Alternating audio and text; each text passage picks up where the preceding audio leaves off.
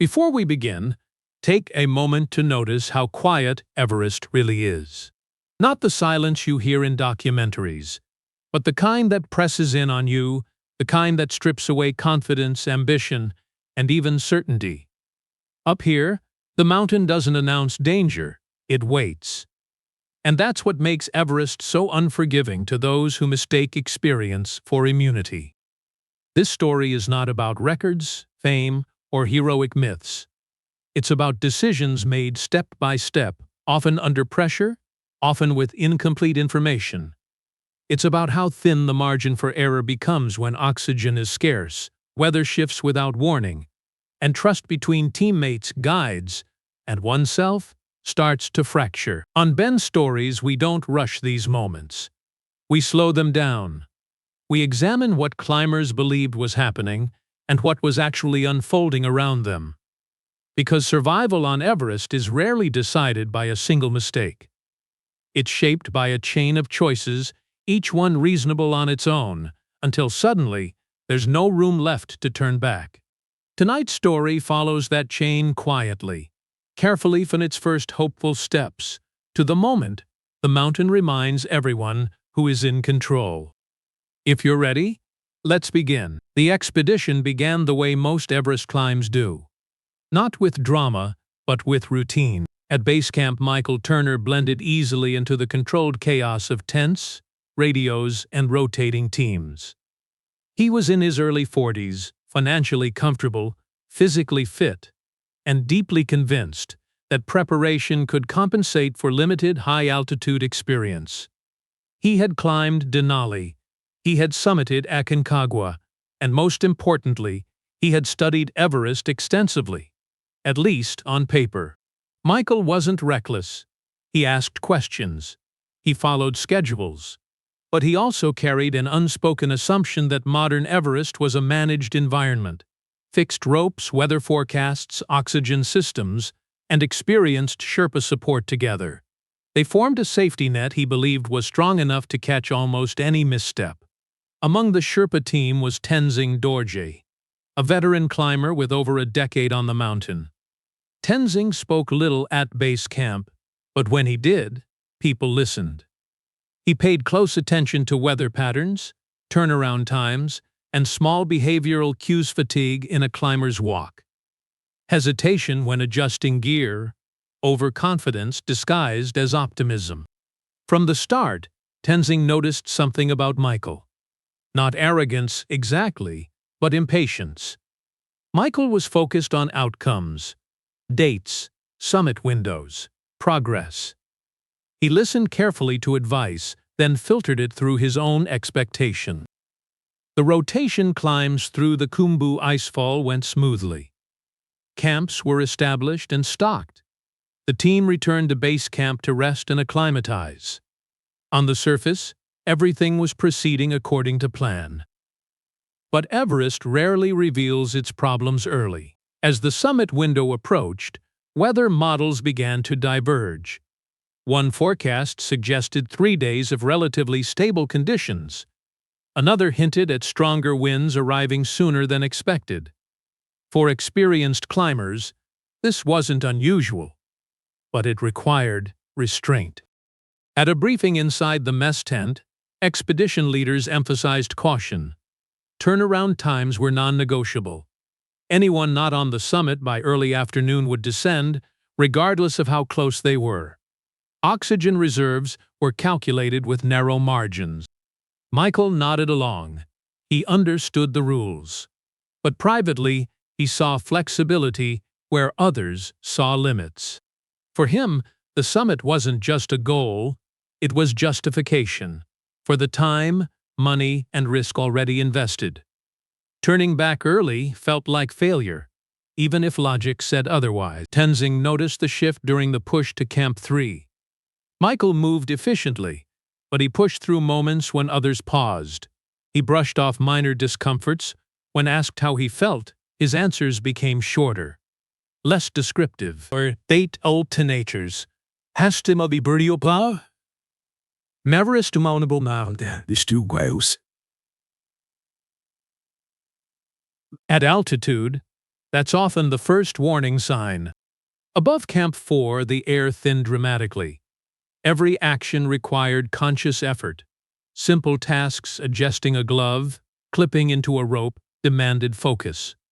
The environment reduced everyone to essentials: breath, balance, judgment. It was here, in the quiet above the South Col, that the climb stopped being about strength and started becoming about timing. And timing, on Everest, is never forgiving. By the time the team left Camp 4, the mountain had already begun to close its window. The sky was clear, but the wind carried a sharper edge than forecasted. Not dangerous yet, but enough to force climbers into a slower rhythm. At this altitude, even small delays compound quickly. Oxygen flow rates are calculated to the minute. Turnaround times are built around worst-case scenarios, not best hopes. Michael started strong. His movements were deliberate, his pace steady. He stayed clipped into the fixed lines, followed protocol, and conserved energy where he could. From a distance, he looked exactly like someone who belonged there. Tenzing stayed close, watching without interfering. Years on Everest had taught him that early intervention was rarely welcome. Most climbers needed to arrive at conclusions themselves. The role of a Sherpa at this height was not to command, but to observe, advise, and, when necessary, draw a hard line. As the hours passed, the line of headlamps stretched thin across the slope. Climbers spread out, each settling into a private battle with altitude and time. Radio updates became less frequent. The wind increased in brief gusts, then settled again. Around mid-morning, the first signs of trouble appeared, not dramatic, but subtle. Michael slowed slightly. His pauses grew longer. When Tenzing asked him to check his oxygen flow, Michael hesitated, then waved it off. "I'm fine," he said. His voice was calm, but flatter than before. At extreme altitude, clarity can erode without warning. Confidence becomes a liability when it replaces self-assessment.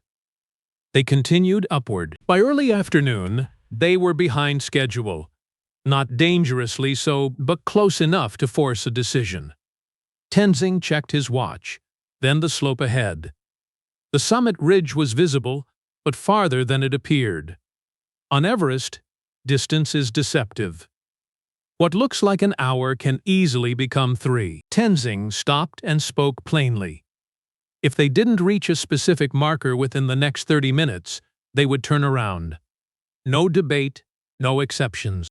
Michael listened. He understood what was being said. But understanding and accepting are not the same thing. As they resumed climbing, Michael's pace became uneven. He pushed hard, then stopped abruptly, pushed again. The rhythm was wrong.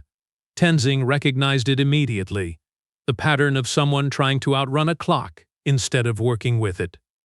When the marker came into view, it was clear they wouldn't reach it in time. Tenzing stopped. He unclipped briefly, planted his feet, and turned to face Michael. The message was simple. They were done. It was time to descend. Michael looked up the route, then back down. The summit was close enough now to feel tangible. Close enough to justify one more push, at least in his mind. He argued quietly, not emotionally, logically. The weather was holding. He still had oxygen. He felt capable. Turning back now would waste everything they'd invested. Tenzing listened, then shook his head. On Everest, experience teaches a specific kind of discipline. The willingness to abandon success before it becomes survival. Tenzing had seen too many climbers confuse proximity with permission.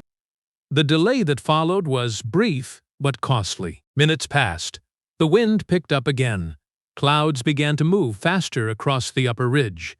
Other climbers, already descending, passed them without stopping. The mountain was sending signals, subtle but consistent. Finally, Michael agreed to turn back. But timing, once lost, cannot be recovered. The descent began under different conditions than the ascent. The air felt heavier, Movement required more effort. The margin for error narrowed further with every step down. Tenzing increased the pace, urging efficiency without panic. Michael followed, quieter now, focused inward. Above Camp 4, Everest doesn't punish mistakes immediately. It allows them to unfold slowly, methodically, until consequences become unavoidable. And the mountain was not finished yet. The descent exposed what the ascent had concealed. As they moved downward, the mountain seemed to change character. Not violently, but indifferently. Wind pressed harder against the slope, erasing warmth and flattening depth perception. Fixed lines hummed faintly under tension. The sky remained deceptively clear, offering no obvious reason to feel alarmed. Yet everything now took longer. Michael's steps became deliberate to the point of hesitation. He paused more often, not to rest, but to reorient himself. Tasks that had been automatic earlier, checking a carabiner, adjusting a strap, now required prompting. Tenzing stayed close, maintaining a calm, steady presence, speaking only when necessary. This was the phase of a climb that worried him most. At extreme altitude, problems rarely announced themselves through pain or panic. They surface as subtle lapses in judgment, missed steps, delayed reactions, a narrowing focus that excludes everything except forward motion. They reached a steeper section where traffic bottlenecked. Several climbers ahead were moving slowly, descending in single file. Waiting meant exposure. Rushing meant mistakes. Tenzing signaled for patience, then checked Michael's oxygen again. This time, Michael didn't object. He nodded, allowing Tenzing to make adjustments. That small change, accepting help without resistance, told Tenzing more than words could. As they cleared the bottleneck, the wind strengthened. Not storm force, but enough to drain energy rapidly. The temperature dropped. Radios crackled intermittently with updates from below. Nothing urgent, but the tone had shifted. Teams were being urged to descend efficiently. Conditions were no longer improving. The South Col appeared ahead, but distance on Everest is rarely honest. The slope flattened slightly, offering psychological relief without physical ease. Michael's posture slumped. His pace slowed again. Tenzing made a decision. Rather than push straight for Camp 4, he adjusted their line to intersect with another Sherpa team, moving at a stronger pace. Safety on Everest is often collective. Proximity to others increases options, even when everyone is stretched thin. The teams merged briefly, exchanging minimal words. No one asked questions. Everyone understood the priority. By the time they reached Camp 4, daylight was fading. The summit push had ended for the day. Not just for them, but for nearly everyone still on the route. The mountain had closed its window. Inside the camp, there was no celebration, no visible disappointment, just efficiency. Climbers moved with practiced urgency, securing tents, checking systems, preparing for further descent. Michael sat quietly, breathing deeply, eyes fixed on the snow at his feet. The summit was no longer visible. Whatever emotions he felt, frustration, relief, exhaustion, they remained unspoken. Tenzing crouched nearby, methodically repacking gear. He did not lecture, he did not reassure. On Everest, survival does not require commentary. What mattered was that they had turned back. But Everest measures outcomes over days, not moments. The most dangerous part of the climb was not over yet. Night settled over Camp 4 without ceremony. The wind pressed steadily against the tents, not violent, but persistent enough to disrupt sleep. At this altitude, rest is shallow by default. Every breath feels negotiated. Every movement costs more than it should. The body never fully recovers, only stabilizes enough to continue. Michael lay awake longer than he admitted. The decision to turn back replayed in fragments. The marker they hadn't reached. The ridge, just out of grasp. the sense that the mountain had allowed them close enough to feel invited, but not welcomed. By early morning, the priority was clear: descend. Staying longer would only narrow options. Weather models showed increasing instability, nothing catastrophic yet, but enough to eliminate any margin for error. Tenzing briefed the plan simply: move early, move steadily. No delays. Michael listened carefully this time. There was no argument, no bargaining with hypotheticals. The summit was no longer part of the conversation. The descent from Camp 4 to Camp 3 is often underestimated. Gravity helps, but fatigue compounds. Fixed lines guide the route, but attention still matters.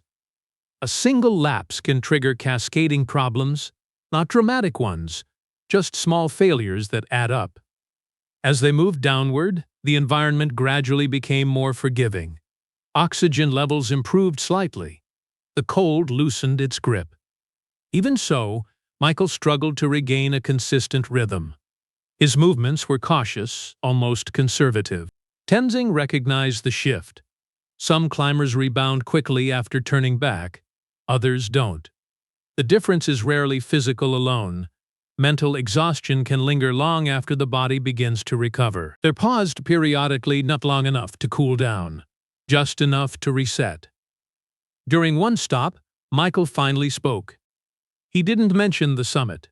He didn't justify his decisions. He simply acknowledged that he had misjudged the timeline.